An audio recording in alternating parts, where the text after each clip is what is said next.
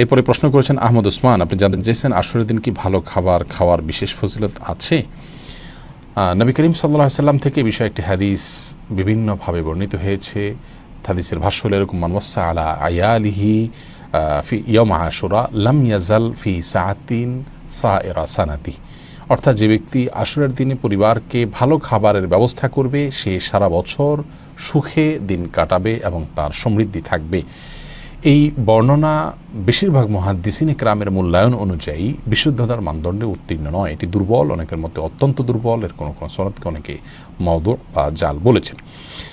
আর অনেক উলামা ইকরাম এরকম অনেকগুলো বর্ণনাকে একত্র করে এই দিনে ভালো খাবারের অ্যারেঞ্জ করাটাকে মুস্তাহাব বলেছেন এবং চারো মাযহাবের ফোকাহে কেরাম, বেশিরভাগ ফোকাহে কেরামই এটাকে মুস্তাহাব বলে উল্লেখ করেছেন।